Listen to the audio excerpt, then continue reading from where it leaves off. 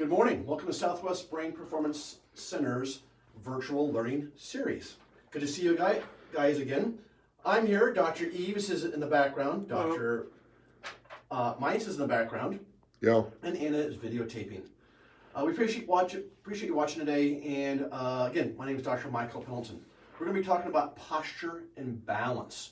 I'm going to be talking giving you some information from a study, and then we're going to show some things on our board, and then we're going to do one or maybe two exercises.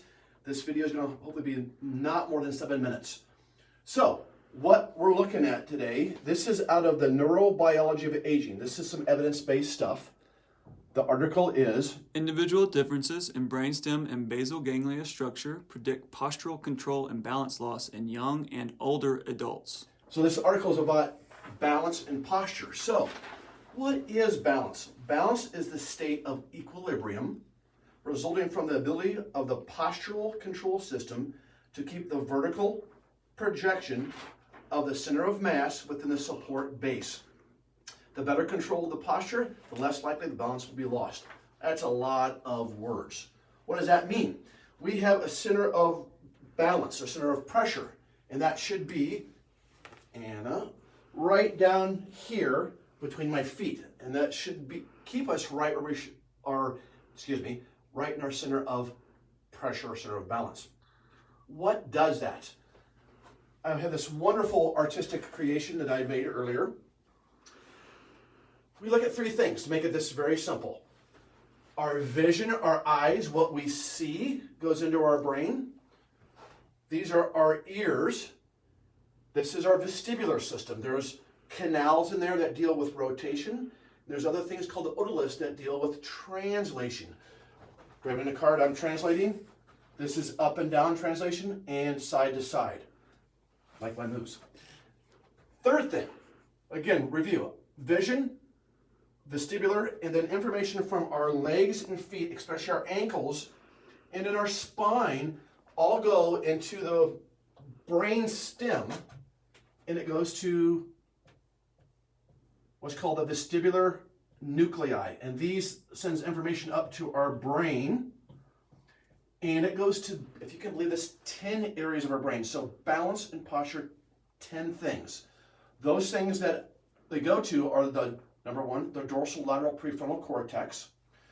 The posterior parietal lobe is another thing. Oh, and by the way, Anna's going to review all these or give all these, and we're going to explain what part of the brain or what that part of the brain does for us cognitively. There's the postcentral gyrus back here.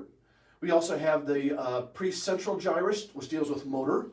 There's a superior frontal gyrus, the superior parietal gyrus. We have the cerebellum, which is here, or this black thing, the thalamus, the basal ganglia, and the brain stem. So this study tells us that the more robust and healthier your brain stem is, the better your balance is. When we have to think about our balance, that's the basal ganglia, and that's up in this part. People have worse balance. And one of the most important parts of our balance is active range of motion. How far, this is active range of motion of the ankle. That little puppy there sends information right up into this part of the brainstem. What we love as chiropractors is when we adjust people, manipulate people, and we adjust the spine. I like to adjust the ankle. That sends proprioceptive sensory commands right up, and it just feeds the cerebellum into the brainstem. What's the next best thing besides having great ankle range of motion is exercise and a very good brain. So what we're going to do today, we're going to show one exercise. Dr. Eves is going to move out into our therapy room. We're going to give you one good exercise to do for your ankles and your balance. And what he's going to do on Thursday, he's going to go into many more details. And we're going to have this all on our YouTube channels, all these exercises. So, Dr. Eves, and you can do this at home if you would like, we'll give you some more light. So, one thing we don't do, we don't walk backwards. So we're going to have you walk backwards. But when you walk backwards, you're going to lift the leg that goes back, the arm goes up. And he's just going to keep going. He's going to step. And if you look at his eyes, he's looking straight forward. He's not looking at the ground. Good. And then he's going to do that. He's going to turn around and come back. We recommend to our patients 1 minute of this, once or twice a day. What's the wrong way to do this, doctor? You show them the wrong way, doctor. Okay. Yeah. This way. Another way would be Looking down. looking down, Yeah. opposite arm, opposite leg. Yep. Remember, it's the same on each side. And again, this exercise is on our YouTube channel, which we are going to send a link to. Perfect. So again, what gives us balance and posture? Visual information from our inner ear or vestibular system, information from our ankles, all the way up through our spine. All that has to go into the brain stem. Again, a healthy brain stem gives us balance, and that gets fed up into our cortex to tell us where we're at in space. So, I hope you join us on Thursday.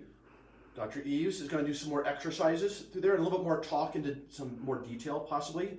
And if you haven't already, please like our Facebook page. Yes, One real quick question. A lot of our patients here ask about memory and balance. Is there a connection? There's some research out there that says our vestibular system is hardwired to our medial temporal lobe, which is called the hippocampus, which is where we have our short-term memory held at. So the more you stimulate your vestibular system, which is just not walking forward, but going backwards, bending over, changing positions, is good for our memory. Thank you, doctor. So if you would move over a little bit, doctor, thank you very much. So check us out on Instagram, YouTube, and again, Anna will be providing a link to YouTube for some of our exercises. Thanks for watching. Have a great day.